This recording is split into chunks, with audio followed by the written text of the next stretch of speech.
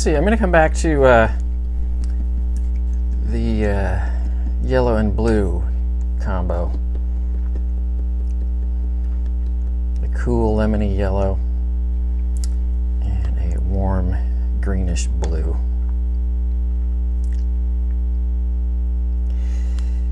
I'm going to come back and do the third and fourth swatch.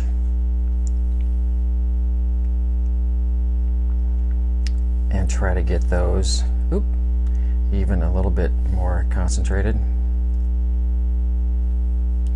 It'll be a little bit tricky for well, for all of them, but the green yellow one especially, trying to get a little bit darker and a little bit greener, but not too green.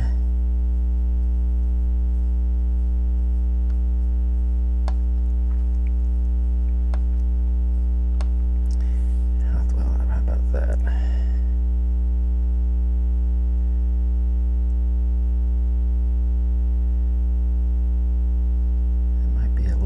Still, but I'm going to go with it. It's also looking a touch dull. I wonder if I had a little bit of leftover red in there. In fact, I'm wondering so much that I'm going to do a little undo.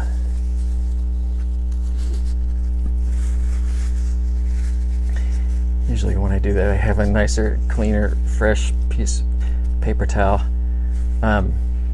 It seemed like there may have been a little bit of red still in my brush. I'm going to come over here and squeeze out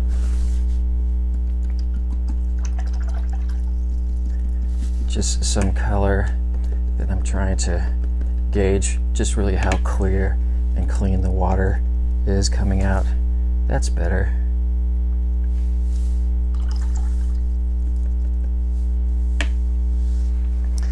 Let's see, I'm going to clean that out a little bit. I keep hitting that with my hat. Take my hat off.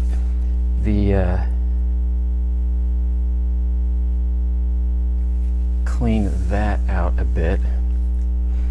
And let's try that again.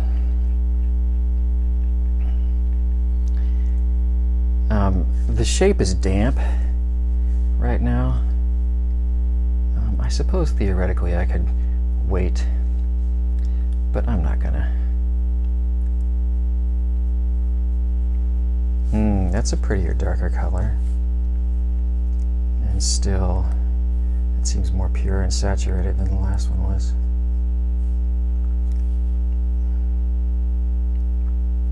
Not a lot, but enough to be to matter to me, and hopefully to you too.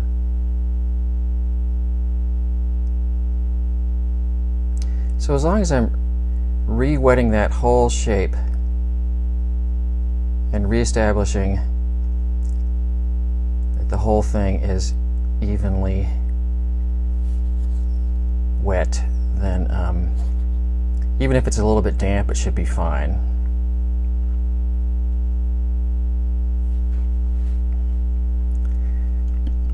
Okay, let's see more of the straight green. I think part of the tricky part here is getting enough concentrated yellow to keep getting darker, as well as enough concentrated blue, but not too much of it. So we're trying to manage all these things, the amount of one color and the amount of the other color, and the concentration of each, and the water.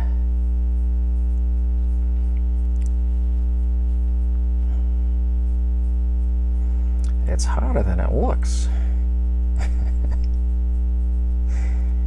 Maybe. Okay, I'm going to go with that.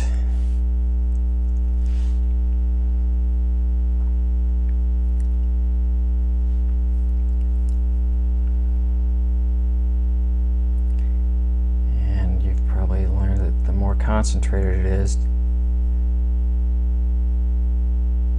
the less it likes to sort of flow around in that shape.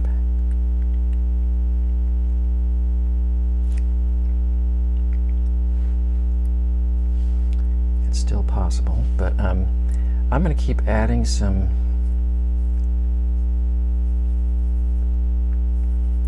peacock blue to that, and grab a touch of water. A little more peacock blue.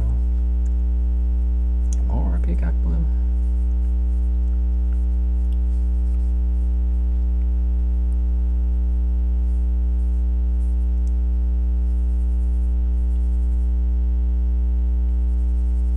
Yeah, for a second there. It was weird, I was grabbing the wrong color. Seems like it's taking more peacock blue than I figured, but that's okay.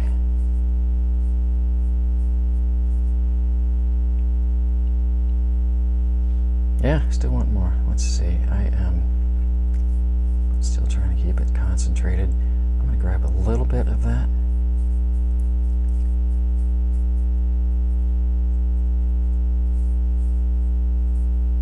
So there will be a decent amount of trial and error in mixing.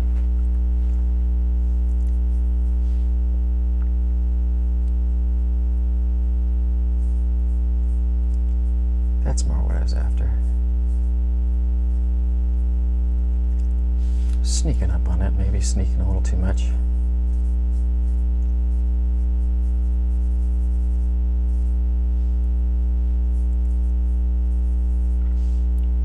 Let's go with that. Fair. Come on. Still want it a little more watery.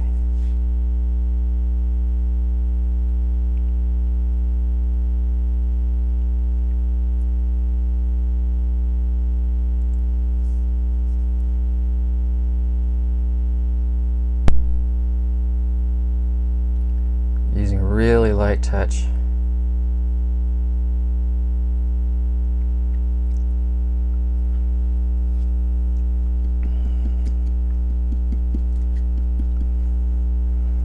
Sort of looking at up some of my other things up here. This I'm going to soak up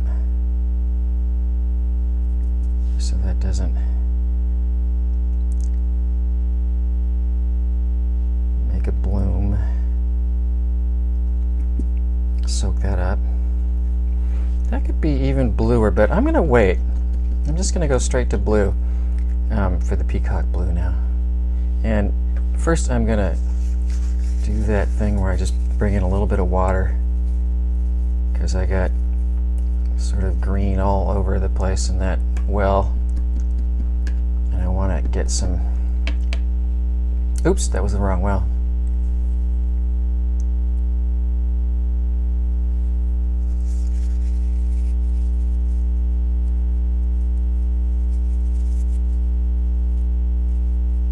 I think I'm gonna try that.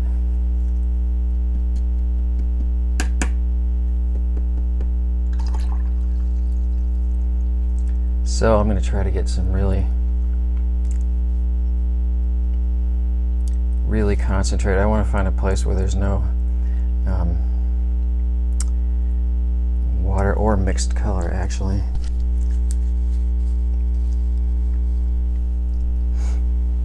Got a nice little decent mess on my fingers. That's kind of fun.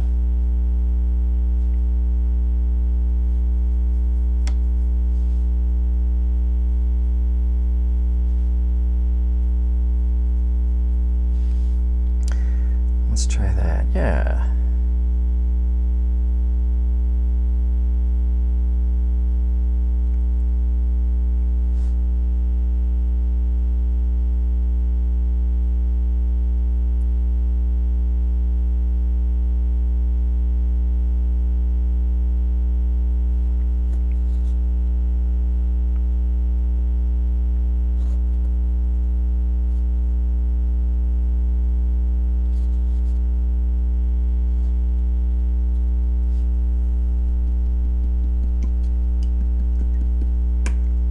Soak this up, and I'm gonna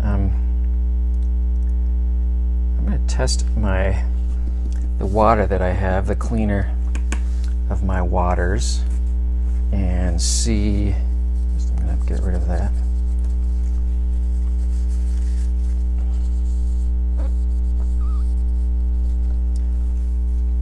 Try to see just how clean of a water I can get from this bucket.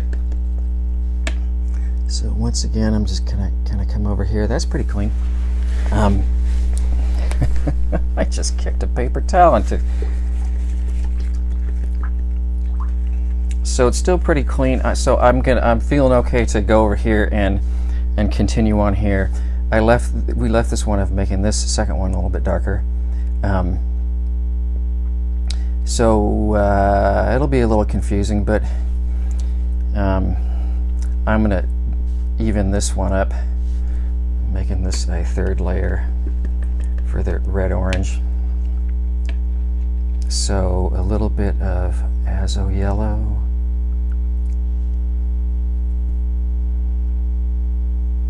and a goodly amount of naphthol red, a little bit of water. That's probably a little too much water. If there is too much water just overall, it's kind of, you need to really just sort of get some of that water out of your brush and accept that you're going to lose some of that color, or else it's never going to get concentrated and dark enough.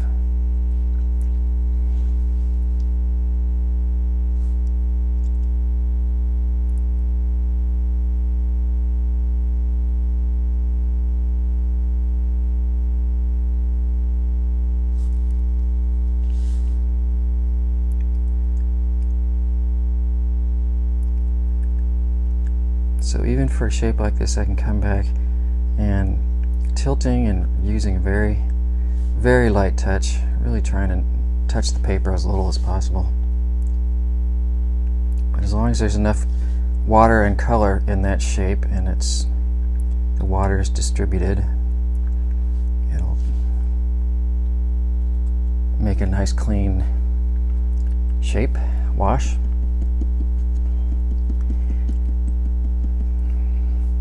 So this is some fun adjusting. Now it seems like the middle one is really kind of not as dark as it will go. I should try to get a little bit structured. And I'm going to just come back up to the straight yellow and try to make my fourth swatch of pretty much as concentrated as will spread on that shape. It's not the azo yellow and some sort of hair in there. Woo!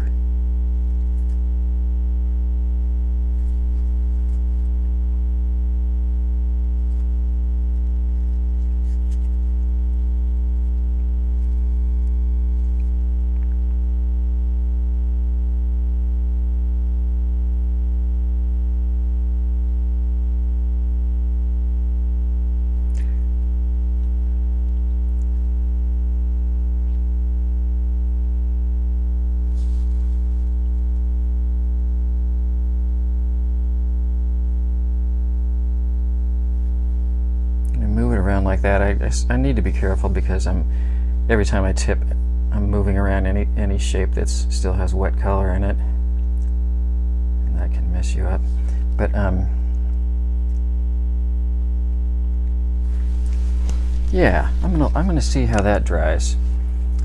Now I'm gonna do this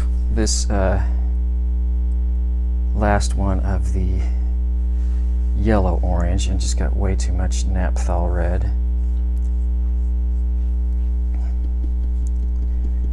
But it's a little bit tricky. I want some concentrated naphthol red, but not too much of it. And plenty of concentrated, creamy azo yellow.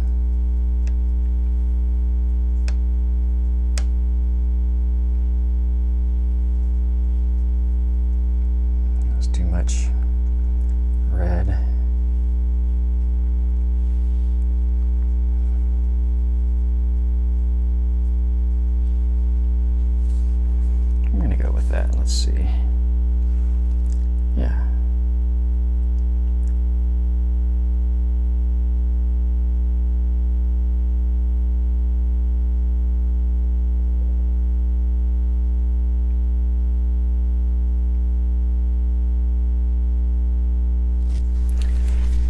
So that's getting pretty creamy. A lot of color on there, which I like.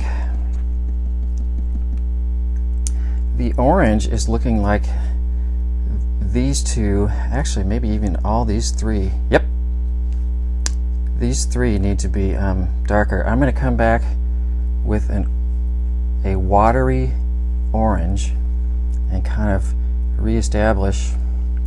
I could just do this square, but everything needs to be a little bit darker, so I'm going to glaze a little bit more orange. Thinking about this square mostly, and does it fit sequentially with what's going on in the second, not a square, rectangle.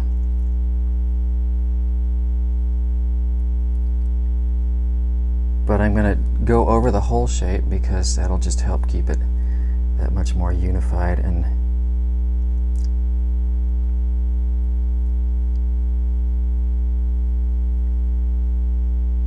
make those other guys a little bit darker as well.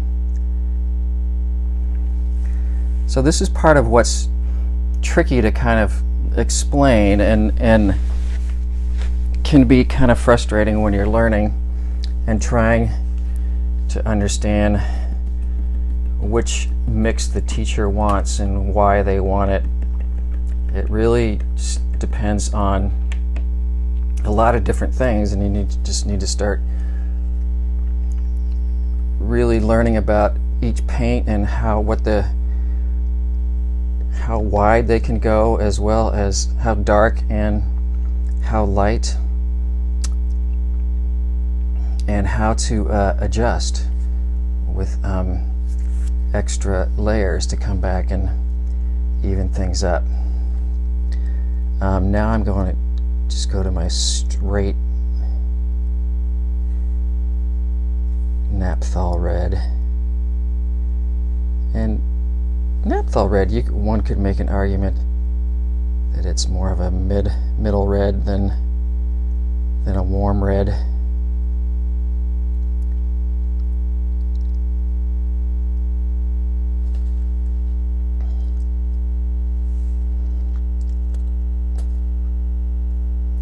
So yeah, you'll have to sort of keep track, because I got a whole, now at this point I got a whole bunch of different phases in the sequence going. I mean, I've done the last one here and here. This one I came back and did the second layer again, so I'll have to do the third and then the fourth on that. This one I'm up to the third and fourth, and then for the Naphthol red I'm at the fourth. So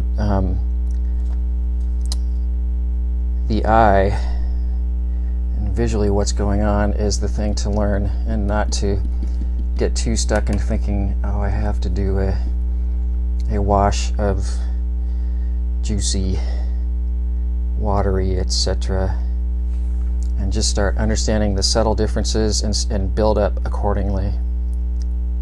So I'm going to let that dry. And that was fun. Be back for more.